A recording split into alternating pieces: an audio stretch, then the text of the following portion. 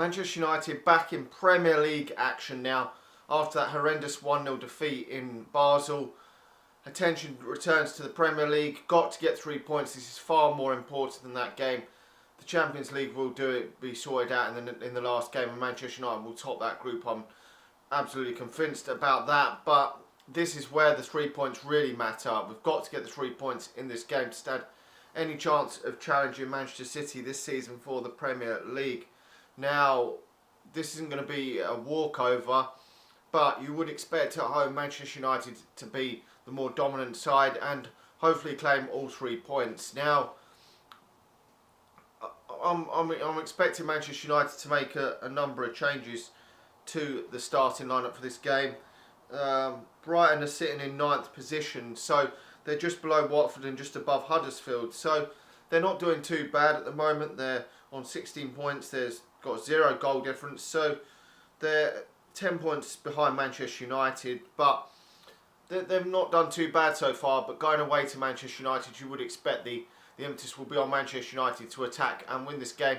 And personally, I would go with a similar starting lineup to what we put out against Newcastle. An attacking lineup and go out there and try and swat these aside. These are the sort of games at home where Manchester United should be swatting teams like this. No disrespect to Brighton, but a team like this aside at Old Trafford. Now, obviously, I can understand it in away games, in that Champions League game against Basel, who had actually a good record against the English teams in it. It's difficult sometimes to go away from home and play really attacking football and get loads of goals. But at Old Trafford in the Premier League against these sort of sides, Manchester United over the years always play really attacking football and usually beat these sort of teams. So going into this, I would expect, as I say, a lot of changes to the starting lineup from that game against Basel. You know, I think Manchester United was settling for that point second half because they knew that point was going to make us go top, win the group, and obviously it failed.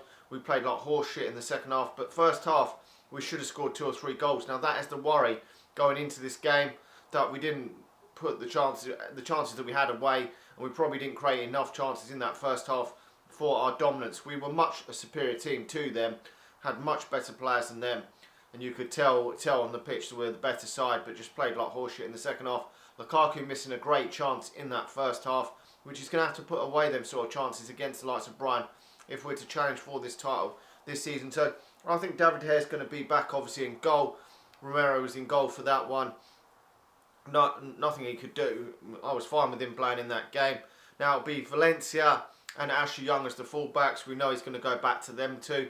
Just a shame that we're playing ageing wingers as our fullbacks at this moment in time, and we have no one to step in when they can't play. Really, the rest of the fullbacks haven't been up to standard this season, which is a worry if Valencia or Ashley Young aren't fit and aren't available. Ashley Young's actually been better than I thought at left back and left wing back, but it is a worry because coming up against better teams, certainly in Champions League and Premier League, like against Man City's and that, players like Ashley Young probably will get caught out playing at left back. It is a bit of a worry, but for now he's playing all right and provided a very good cross for Manchester United to score. Chris Smalling to score last week against Newcastle. So I've still got something to offer Manchester United. I think it's going to be Rojo and Smalling in defence. Rojo looked very, very good when he played, I thought, in that game against Basel. So I would like to see him there. Lindelof so far has looked horseshit for Manchester United and really does need to up his game when given the opportunity, because he was bought with a lot of money. And personally, I think this is where I'm a bit critical of Jose Mourinho. I would have sooner seen Axel Tuanzebe given a run out in the first team for Manchester United rather than buy Lindelof. I just don't really see the point of buying another centre-half when we have a quality defender in the making there for Manchester United if given game time. I'm sure Axel can do a very good job. He's done a very good job on Alexis Sanchez last season, played very, very well in the League Cup.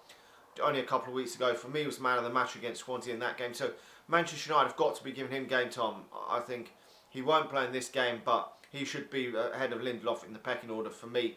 Bay and Jones are out injured, so hopefully with them being out injured, if they, I mean, I obviously don't want them to be out injured, but if they're out for any length of time, I'm hoping that Axel Tuanzebe will be given a chance, maybe in that last Champions League game, and hopefully against City in that League Cup game, Bristol City in the League Cup game coming up on the 20th. they're the games where I'd like to see him. But we've got options in that defence anyway, even with players out injured.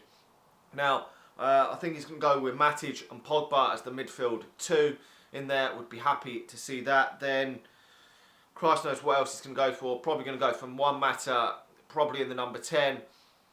I would go for Martial, Rashford and Lukaku again. I think that is a really good forward line and very attacking, and it's frightening for opposition, and it blew Newcastle away really. After Newcastle scored, Manchester United looked the better team, and when we made it 1-1, we never looked back in that game. So that's what I would like to see. Now, Brighton do have Glenn Murray up front, who could cause Manchester United a lot of problems. As I say, they're doing decent in the Championship at this moment in time. There's a good chance they will fall away come the business end of the season, come around Christmas time when games come thick and fast and the squads get stretched to the limit. But for now, they're well up there and they've got a great chance of staying in the Premier League this season. So all the best to them for the rest of the season, but hopefully they lose this weekend, because I want Manchester United to win at home at Old Trafford. We've only let 1 goal in at home all season, and that was that horrendous one in the league, that is. That horrendous one last week where Lindelof slipped, Smalling and that weren't at their best in that move, and it cost Manchester United the opening goal.